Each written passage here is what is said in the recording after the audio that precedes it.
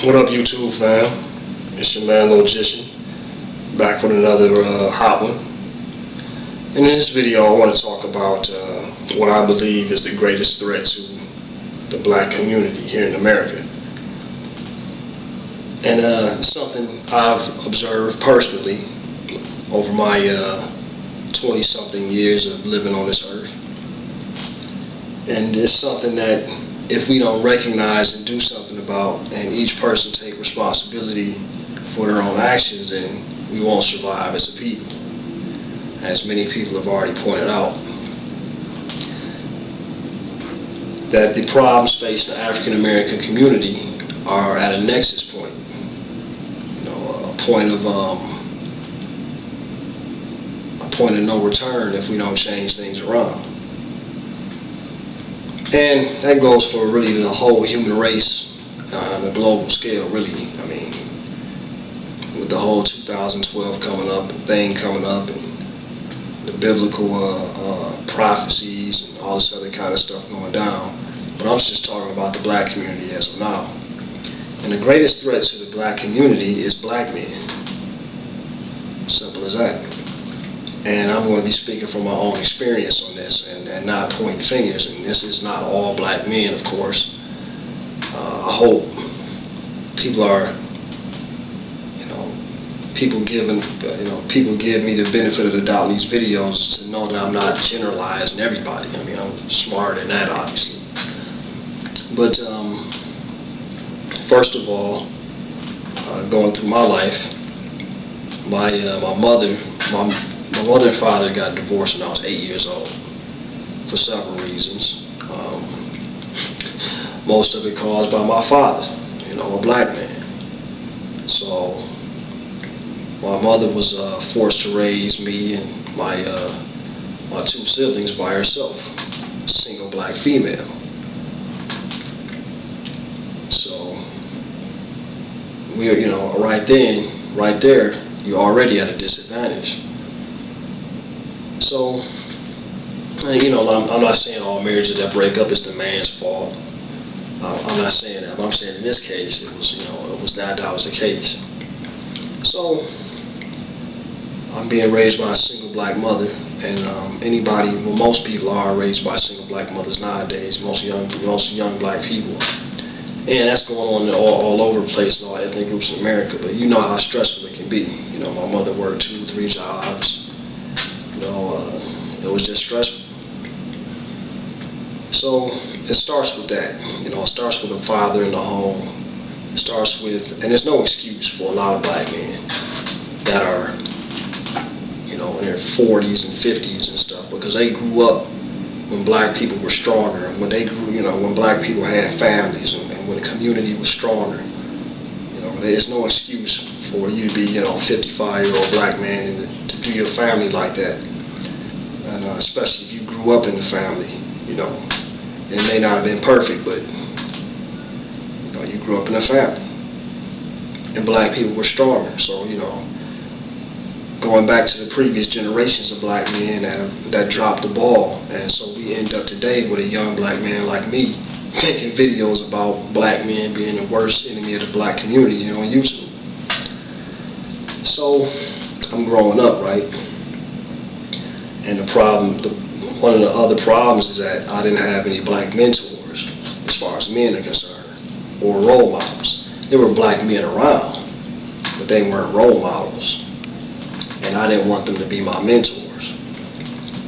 You had, and another thing is a lot of the older black men on the block I grew up in after we moved out of the projects.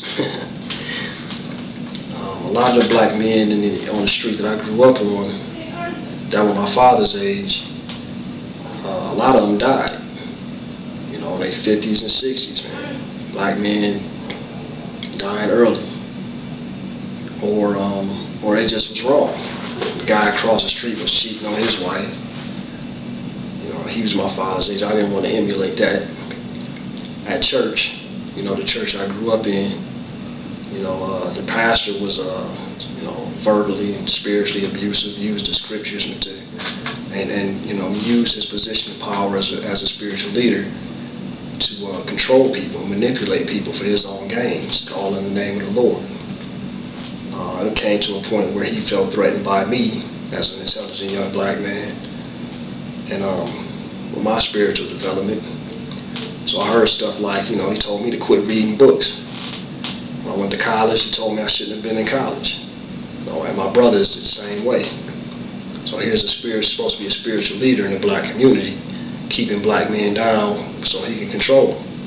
Keeping black people down, in the church so he can control them and manipulate them. And that's going on all over the country in a black church.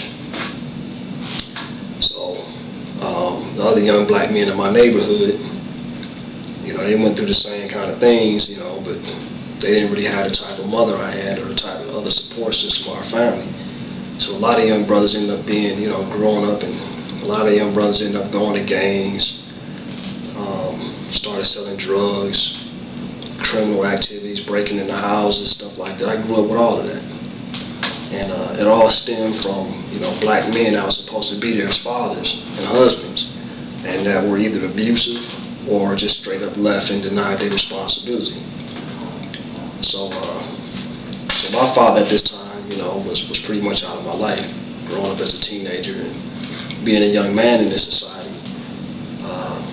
There are a lot of things that young men need to be taught and a lot of issues dealt with, such as relationships with young women. Such as preparing yourself to be a contributing and productive citizen in society when you grow up. The public school system is not designed to do that. The public school system is designed to indoctrinate a certain thought process and a certain ideology within young people, period, so that they grow up and they fit within their specific and intended spheres of society. Young black men, most people grow up, they become, police officers, firefighters. The school system is just designed to fill slots in society. While the elite, they send their kids to special schools, and these end up being your CEOs and senators and political figures and military leaders and business leaders and stuff like that. So if you don't have a man in the home to teach and to educate, and to fill the blocks that the school system, doesn't fill, you got a big hole. The first time I ever had a conversation about Malcolm X on a serious level, besides with my mother, I was 19 years old and attended university. And I was educated about who Malcolm X was by two white men on two different occasions. So I learned about my black history from white men. The other stuff that happened, man, was, a couple of times, some black men that were old enough to be my father called me a pretty boy. I didn't understand that. I never was a pretty boy. I was, more kind of like a nerd type. But I asked my mother about this, and she said, oh, well, when we were little, if you were light-skinned and had the kind of hair you got, the other black boys would call you a pretty boy. So now, you got the skin color thing coming in, with older black men, either being jealous or whatever problem they had with me because of my skin color. So it's, to the sisters out there, the light skin, dark skin thing, it's not just women that have to deal with it. So a lot of stuff just came down to, the influence, the male or the lack of male influence in my life and throughout the black community altogether. So y'all see me on part 2 of this.